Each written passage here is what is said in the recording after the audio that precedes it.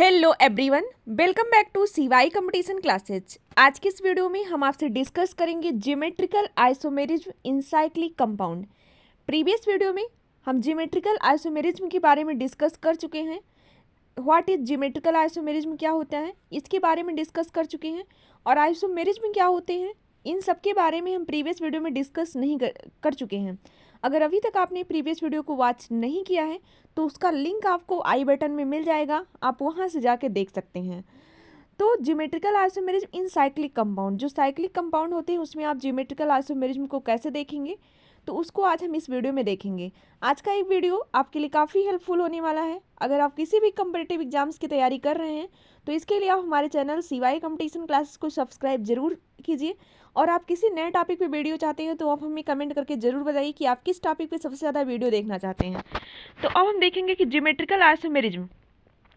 Previous class में हमने आपसे कहा था कि जो ज्योमेट्रिकल आइसोमेरिज्म होता है उसके लिए जो रिक्वायर्ड कंडीशन होती है वो क्या होती है, रिस्ट्रिक्टेड रोटेशन होना चाहिए। यानी चाहे वो डबल बॉन्ड के थ्रू रिस्ट्रिक्टेड रोटेशन हो, चाहे वो किसी रिंग के थ्रू हो, लेकिन ज्योमेट्रिकल आइसोमेरिज्म का जो नेसेसरी कंडीशन आप कह सकते हैं ये टाइप से कि उसमें क्या हो सकती है, रिस्ट्रिक्टेड रोटेशन होना चाहिए। अगर किसी भी मॉलिक्यूल्स में रिस्ट्रिक्टेड रोटेशन पाया जा रहा है तो वहाँ पे ज्योमेट्रिकल आइसोमेरिज्म हो सकती है। दूसरी कंडीशन है कि जिस कार्बन सेंटर पे आप देख रहे हैं ज्योमेट्रिकल आइसोमेरिज्म, उस कार्बन सेंटर पे तो दोनों ग्रुप जुड़े होने चाहिए, दोनों ग्रुप सेम नहीं होने चाहिए, दोनों ग्रुप क्या हो, डिफरेंट हो। तो ऐसी कंडीशन में आपको ज्योमेट्रिकल आइसोमेरिज्म मिल सकता है। क्योंकि दोनों ग्रुप डिफरेंट होना चाहिए, आपने कहा कि ज्योमेट्रिकल जो आइसोमेरिज्म होता है वो स्टीरियो आइसोमेरिज्म का एक टाइप होता है। Geometrical isomerism is a type of stereo isomerism. तो स्टीरियो आइसोमेरिज्म का टाइप होता है, तो स्टीरियो आइसोमेरिज्म में आप क्या कहते हैं कि डिफरेंट इन स्पेशियल अरेंजमेंट, कि जो इसका स्पेशियल अरेंजमेंट होगा वो क्या होगा, डिफरेंट होगा।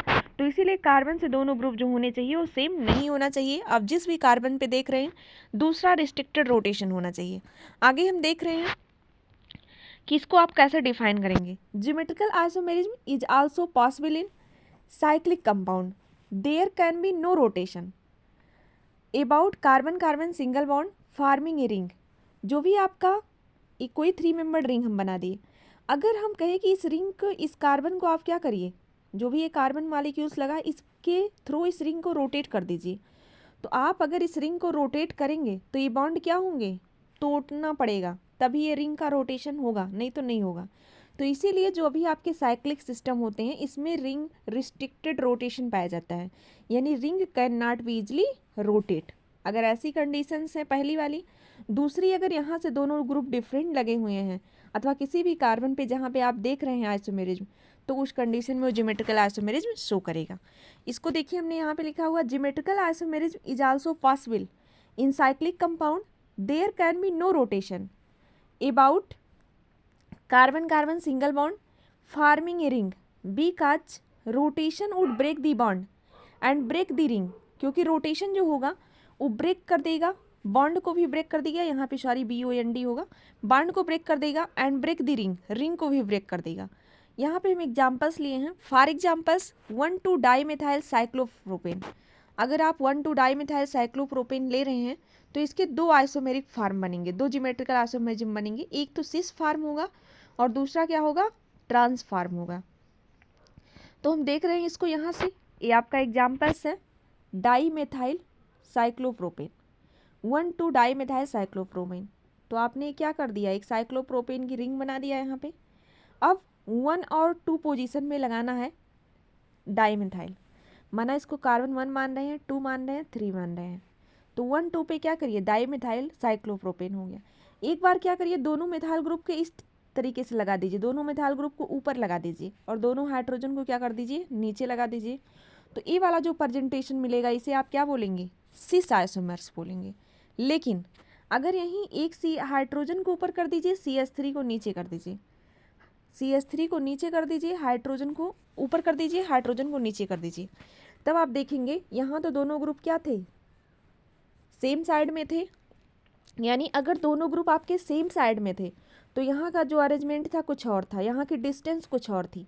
लेकिन जैसे दोनों ग्रुप अपोजिट साइड में हो गए तो यहाँ पे आपकी डिस्टेंस स्पेशियल अरेंजमेंट भी चेंज हो गया और दोनों ग्रुप अगर अपोजिट साइड में हो गए तो ट्रांस 1,2 डाई मिथाइल साइक्लोप्रोपेन हो गया। तो इस अकॉर्डिंग इसमें जो है ज्योमेट्रिकल आइसोमेरिज्म पाई जा रही है, क्योंकि आप इसका सिस फॉर्म भी देख लिए और ट्रांस फॉर्म भी बना के देख लिए। तो ऐसा स्ट्रक्चर कहीं आपको अगर मिल जा रहा है तो वहाँ पे आपकी ज्योमेट्रिकल आइसोमेरिज्म बनेगी कि अरेंजमेंट उनका क्या हो जाए, किसी कार्बन सेंटर से डिफरेंट हो जाए और इसके साथ साथ ही उसमें रिस्ट्रिक्टेड रोटेशन भी पाया जाए। अगला एग्जाम्पल हम देख रहे हैं यहाँ पे, जो कि आपका सिस और ट्रांस आइसोमेरिज्म में भी है, साइक्लोब्यूटेन टाइप की रिंग है। तो यहाँ पे देखेंगे एक COH ग्रुप लगा है और एक हाइड्रोजन, एक COH ग्रुप लगा है, एक हाइड्रोजन। अगर दोनों COH ग्रुप सेम साइड आप लगा देंगे तो ये क्या होगा, आपका सिस आइसोमर होगा। अगर एक COH ग्रुप को क्या करेंगे, ऊपर कर दीजिए, दूसरे को क्या कर दीजिए, बिलो द प्लेन कर दीजिए, तो ये आइसोमर कैसा हो जाएगा, ट्रांस आइसोमर। यानी ये भी आपका ज्योमेट्रिकल आइसोमेरिज्म शो करेगा। पहली कंडीशन क्या है कि इस कार्बन के थ्रू आप इस रिंग को रोटेट नहीं कर सकते। दूसरी कंडीशन, इस कार्बन से 4 डिफरेंट ग्रुप लगे हुए हैं, एक ग्रुप ऐसा है, एक ग्रुप ए, फिर एक ग्रुप ऐसा, फिर एक ग्रुप ए, 4 डिफरेंट, दोनों कंडीशन आपको मिल गई। अब हम देखेंगे कि in the case of 1,2 di methyl cyclopropane, जो भी आपने एग्जाम्पल्स देखा है ऊपर, in the case of cis 1,2 di methyl cyclopropane का the 2 methyl group are in the same side. अगर दोनों मिथाइल ग्रुप क्या हैं, सेम साइड में है, in the ring case of trans methyl cyclopropane there are opposite side. जबकि trans के case में दोनों मिथाइल ग्रुप क्या हैं, अपोजिट साइड में हैं। तो आपका जो सिस वाला केस था उसमें दोनों ग्रुप क्या होंगे, सेम साइड में होंगे, और जो आपका ट्रांस वाला होगा उसमें दोनों ग्रुप क्या होंगे, अपोजिट साइड में होंगे। ये चीज़ आप याद रखेंगे। अगला है the requirement of geometrical isomerism in cyclic compounds, यानी जो भी साइक्लिक कंपाउंड्स हैं अगर उसमें रिक्वायरमेंट कंडीशन देखें ज्योमेट्रिकल आइसोमेरिज्म की, is that there must be at least 2 other groups, यानी 2 अदर ग्रुप लगे होना चाहिए beside hydrogen on the ring, and these must be and different ring carbon atom. और ये दोनों ग्रुप क्या होने चाहिए, आपके डिफरेंट ग्रुप होने चाहिए जो आपके लगे होंगे, तभी वो ज्योमेट्रिकल आइसोमेरिज्म शो करेगा। कुछ ऐसे सारे स्ट्रक्चर्स होते हैं, for example no geometrical isomerism are possible for 1,1 dimethyl cyclopropane. अगर हम यहाँ पे एग्जाम्पल्स आपसे डिस्कस करें 1,1 डाईमिथाइल साइक्लोप्रोपेन का, तो उसके पास कोई भी ज्योमेट्रिकल आइसोमेरिज्म नहीं होता है। क्यों नहीं होता है, यहाँ पे हम देख रहे हैं। यहाँ पे एक एग्जाम्पल्स हम लिए हैं, थोड़ा सा और ऊपर करिएगा। यहाँ पे एक एग्जाम्पल्स हम लिए हैं, एग्जाम्पल्स है, आप इसको अगर 1 मानेंगे तो इसको 2 मानिए, इसको 3 मानिए। 1,1 डाईमिथाइल, पहले ही पोजीशन पे CH3 एंड CH3, दोनों ग्रुप एक ही साथ लगे हुए हैं। अब इसी पोजीशन पे आपको देखना है कि ज्योमेट्रिकल आइसोमेरिज्म बनेगा कि नहीं बनेगा। इसी कार्बन सेंटर पे अगर इस कार्बन पे देखेंगे तो दोनों ग्रुप क्या हो गए, हाइड्रोजन हो गए, दोनों ग्रुप सेम हो गया। इस कार्बन में भी दोनों ग्रुप क्या है, हाइड्रोजन है। इस कार्बन में दोनों ग्रुप क्या हो गए, मेथाइल हो गए। अभी एक मिथाइल यहाँ पे होता और एक मिथाइल यहाँ पे होता, 1,2 होता, अथवा 1,2 इधर से होता, तो ज्योमेट्रिकल आइसोमेरिज्म बन सकता था। लेकिन यहाँ पे एक ही पोजीशन में दोनों मिथाइल ग्रुप लग गए हैं, यानी आपको जो ग्रुप मिल रहा है वो क्या मिल रहा है, दोनों सेम है। रिस्ट्रिक्टेड रोटेशन तो है, लेकिन कार्बन से जो ग्रुप लगे हुए हैं वो दोनों ग्रुप अगर सेम है तो उस कंडीशन में ज्योमेट्रिकल आइसोमेरिज्म पॉसिबल नहीं होगा। आप देख सकते हैं यहाँ पे लिखा है no geometrical isomers are possible for this compound, यानी ऐसे कंपाउंड का आपका कोई भी ज्योमेट्रिकल आइसोमेरिज्म नहीं मिलेगा। अगला एग्जाम्पल यहीं पे आप देख रहे हैं, जो कि क्या है, 1,2 डाईमिथाइल, 1,2 डाईमिथाइल का है। एक CH3 यहाँ पे लगा है और हाइड्रोजन, एक CH3 यहाँ पे हाइड्रोजन, दोनों अप लगे हैं तो सिस वाला फॉर्म हो जाएगा। अगर डाउन कर देंगे तो आपका क्या हो जाएगा, ट्रांसफॉर्म हो जाएगा। तो geometrical isomer are possible for this compound. तो ये चीज़ आप याद रखेंगे, कहाँ पे ज्योमेट्रिकल आइसोमेरिज्म बनेगा, कहाँ पे नहीं बनेगा। अगला हम यहाँ पे कुछ एग्जाम्पल डिस्कस कर रहे हैं जो कि ज्योमेट्रिकल आइसोमेरिज्म शो करेंगे। अब यहाँ पे आपको एक कॉम्प्लेक्स इस टाइप से स्ट्रक्चर दिया गया जिसमें एक OH ग्रुप क्या है, ये अबव द प्लेन है। अगर कहीं ऐसे आपका सॉलिड लाइन से लिखा है तो आप उसी ग्रुप को क्या मानेंगे, ये अबव द प्लेन है, यानी प्लेन से दूर है। अगर ये CH3 डॉटेड लाइन से कहीं है, डैश लाइन से, तो उसे आप बोलते हैं बिलो द प्लेन है, यानी ये ग्रुप प्लेन के क्या है, नीचे है। तो अगर आपका हाइड्रोजन यहाँ पे क्या है और मिथाइल दोनों एक दूसरे की क्या है, एक एबव द प्लेन एक बिलो द प्लेन, तो ऐसे रिप्रेजेंटेशन को आप क्या बोलते हैं, ट्रांस बोलते हैं। तो यहाँ पे जो स्ट्रक्चर आपको मिलेगा ट्रांस 4 मिथाइल साइक्लोहेक्सानॉल मिलेगा, जबकि OH ग्रुप आपका एबव द प्लेन है और CH3 ग्रुप को भी हमने क्या कर दिया, एबव द प्लेन लगा दिया। दोनों को अगर सेम सिमेट्री में लगा दिया तो ये रिप्रेजेंटेशन कैसा हो जाएगा, सिस 4 डाईमिथाइल साइक्लोहेक्सीन, यानी इसका भी आप सिस ट्रांस बना ले रहे हैं। अगली कंडीशन है, यहाँ पे हमने एक एग्जाम्पल्स लिया है, तो सबसे पहले आप क्या करिए, दोनों OH ग्रुप को एबव द प्लेन लगा दीजिए।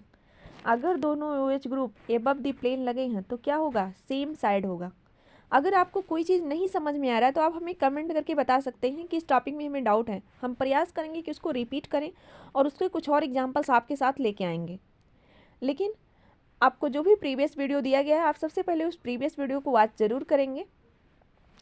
तो यहाँ पे देख रहे हैं दोनों OH ग्रुप हमने एबव द प्लेन लगा दिया, तो कैसा रिप्रेजेंटेशन बना, सिस साइक्लोपेंटेन 1,2 डाइआल बन गया।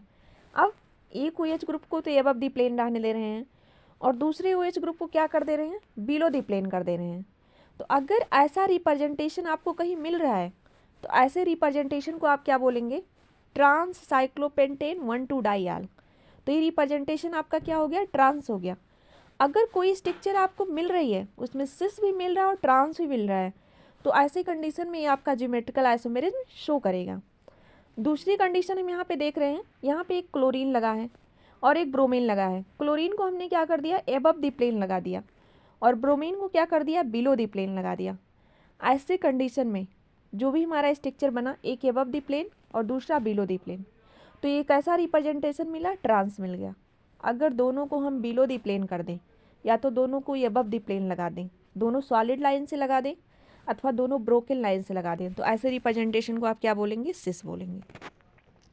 यहाँ पे लास्ट एग्जांपल्स हम देखते हैं ज्योमेट्रिकल आइसोमेरिज्म का साइक्लिक कंपाउंड में, सिस 1 एथाइल 3 फ्लोरो साइक्लोब्यूटेन, यानी यहाँ पे इसको क्या है, एबव द प्लेन और एक ग्रुप भी क्या लगाए हैं हम, एबव द प्लेन लगाए हैं। दोनों ग्रुप अगर एबव द प्लेन होंगे तो ऐसे रिप्रेजेंटेशन को आप क्या बोलेंगे, सिस बोलेंगे।